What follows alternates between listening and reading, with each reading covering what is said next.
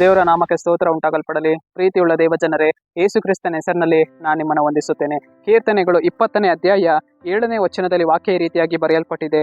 ಕೆಲವರು ರಥಬಲದಲ್ಲಿ, ಕೆಲವರು ಅಶ್ವಬಲದಲ್ಲಿ ಹೆಚ್ಚಳ ಪಡುತ್ತಾರೆ, ನಾವಾದರೂ ನಮ್ಮ ದೇವರಾದ ಯೆಹೋವನಲ್ಲಿಯೇ ಎಂದು ವಚನ ಬರೆಯಲ್ಪಟ್ಟಿದೆ. ಅಂದರೆ ಪ್ರೀತಿಯುಳ್ಳ ದೇವಜನರೇ, ನಾವು ಯಾರಲ್ಲಿ ಹೆಚ್ಚಳ ಪಡಬೇಕು? ನಮ್ಮ ದೇವರಲ್ಲಿಯೇ ನಾವೇನ್ ಮಾಡ್ಬೇಕಂತ ಪ್ರೀತಿಯುಳ್ಳ ದೇವಜನರೇ ಹೆಚ್ಚಳ ಪಡಬೇಕು ಅಂತ ವಾಚನ ಬರೆಯಲ್ಪಟ್ಟಿದೆ. ನಾವು ಈ ಲೋಕದ ಕಾರ್ಯಗಳಲ್ಲಿ ನಾವು ಇವತ್ತು ಏನ್ ಮಾಡಬಾರದು? ಹೆಚ್ಚಳ ಪಡಬಾರದು. ಈ ಲೋಕದಲ್ಲಿರುವಂತಹ ಆಸ್ತಿ ಸಂಪತ್ತುಗಳ ವಿಚಾರದಲ್ಲಿ ನಾವೇನ್ ಮಾಡಬಾರದು? ಪ್ರೀತಿಯುಳ್ಳ ದೇವಜನರೇ, ಹೆಚ್ಚಳವನ್ನ ಪಡಬಾರದು.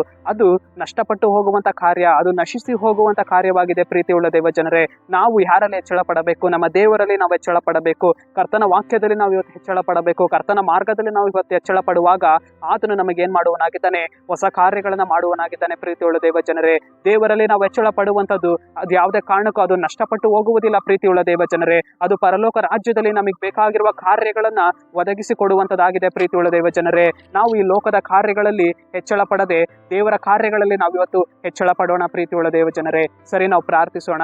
ಅಪ್ಪ ಕರ್ತನೆ, ಈ ವಾಕ್ಯ ಭಾಗ ಸಂದೇಶವನ್ನ ನೋಡ್ತಾ ಇರುವಂತ ಜನರನ್ನ ನೀನು ಸಂಧಿಸು ಸ್ವಾಮಿ. ಅಪ್ಪ ಕರ್ತನೆ, ನಾವು ನಿಮ್ಮಲ್ಲಿ ಹೆಚ್ಚಳ ಪಡುವಂತೆ ನೀನು ಕೃಪೆ ಕೊಡು ದೇವರೇ. ಈ ಲೋಕದ ಕಾರ್ಯಗಳಲ್ಲಿ ನಾವು ಇವತ್ತು ಹೆಚ್ಚಳ ಪಡದೆ ಅಪ್ಪ ನಿಮ್ಮ ಕಾರ್ಯಗಳಲ್ಲಿ ನಾವು ಹೆಚ್ಚಳ ಪಡಬೇಕು ಸ್ವಾಮಿ. ನಿನ್ನ ಮಾರ್ಗದಲ್ಲಿ ನಾವು ಇವತ್ತು ಹೆಚ್ಚಳ ಪಡಬೇಕು ಸ್ವಾಮಿ. ನಿನ್ನ ವಾಕ್ಯದಲ್ಲಿ ನಾವು ಹೆಚ್ಚಳ ಪಡಬೇಕು ಸ್ವಾಮಿ. ನಾವು ನಿನ್ನಲ್ಲಿ ಸಂತೋಷಿಸುವಂತೆ ಕೃಪೆ ಕೊಡು ದೇವರೇ. ನಿಮ್ಮ ನಾಮಕ್ಕೆ ಸ್ತೋತ್ರ ಉಂಟಾಗಲ್ಪಡಲಿ ರಾಜ. ನಜರೇತಿನ ಯೇಸುವಿನ ನಾಮದಲ್ಲಿ ತಂದೆಯಾದ ದೇವರೇ, ಆಮೇನ್.